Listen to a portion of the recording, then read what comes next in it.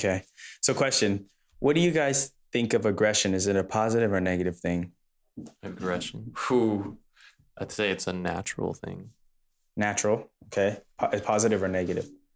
Depends on how it's used. Yeah. Yeah, I would say there's context. Like, for example, sometimes with basketball, I get a little bit aggressive. I'm not aggressive the entire time, Right. but sometimes when I'm in the paint, I need to be a little bit spicy. You know what I'm saying? Yeah. Like, it's just how it is. Habanero sauce. You know, maybe if some guys like checking us as a group and like no one's standing up, maybe like I need to funnel that into something so we don't get like punked or something, you know? It's a thing that, you know, we do it. Like, there's a lot of things that our bodies and our brains have for us for certain reasons. And I think they're tools for certain scenarios, right? Like, we have stress. Why do we even produce cortisol if it's like, it just causes us stress and fucking stresses us the fuck out. Right. True. I guess nature didn't just be like, oh, there you go. You could have this, right. ability. Serves a purpose. There's a thing for it. Like, if you're in a very desperate situation, or you're like in a situation where it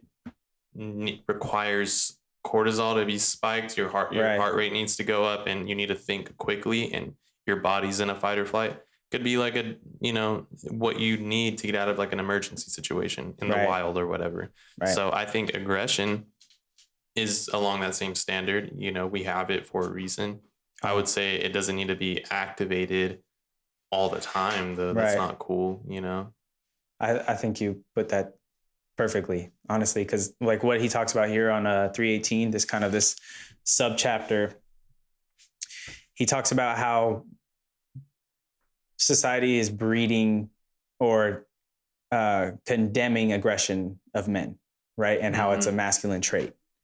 What he says here on 318 is successful people that use their aggression correctly, right, they are taught or otherwise learn in early childhood to integrate their aggressive tendencies into more sophisticated behavioral routines. Aggression underlies the drive to be outstanding, to be unstoppable, to compete, and to win, to be actively virtuous, at least along one dimension. Determination is admirable, pro-social face.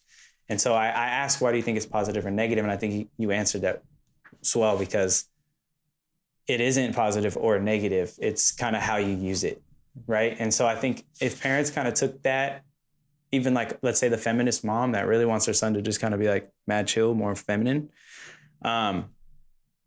If they learned or taught their children how to funnel that aggression into the appropriate resource, which is why we have sports, right?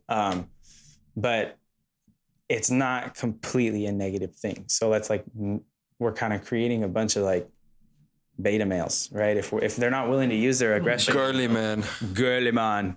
If they're not willing to use their aggression in an appropriate manner to achieve an end or a means of an end, it's like, well, then we're losing all sense of proactivity, right? I mean, if you're not proactive and have some sort of aggression towards a topic or some sort of goal, you're kind of just sitting there and you're content. Yeah, I see the aggression, I guess, in my own eyes, and like the city I live in, or like we live in, but predominantly the aggression is going into women's hands because men are folding for women. And so women have all the power. Obviously, if you're talking about just a general topic of aggression, that's like, you can play with that however you want to. Right. But more of like the man being the dominant factor, I guess how history has known men to be. If we understand that man is supposed to be the aggressor, but also we want a woman in our life, but women understand they want careers and more money and independence and all the other good things that they believe are beneficial to them, then they start to take the power into their own hands because they understand that they have the sexual drive or the sexual luxury that men want, that men chase. And so men start to do real, I hate using these words, but like real beta simping mentality. And that's like, they start to lose value of themselves because this woman provides something that, like, I'm afraid of being lonely. She brings me value. And it's like, that's where real beta men are. Obviously it starts with the parenting, parenting too. So every time you say beta, I think of beta fish. Just aggressive ass, the little ass fucking cup of water. Imagine though you go to the gym and you don't have any aggression. It's like, what are we doing, bro? You know what I mean? Like sometimes you got to look yourself in the Some mirror and people be like, really be doing that though. At the like, gym. bro, just what are we talking think about about? music. You know, the Right. type of music you listen to, it puts you in a certain mood. Like, Right. it's like I'm ready to go. Balance though, you know what I Oh, mean? yeah. Because me and Okay, John yeah. don't go like, oh, we're ready to go fucking just go crazy at the gym.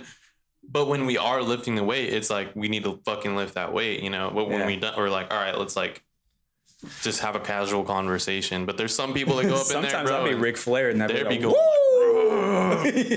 slamming weights and shit, and that shit's fucking not. No, over the top. I'm talking about there's appropriate level there for sure. Something I used to always say to myself when I'd be working out, I'd be like mid-rep, I was like, don't be a fucking bitch. Yeah. Like, just fucking do it. Yeah. Don't be a bitch. Rule number Like one. that bro. one guy, he's like, No, dude. lightweight.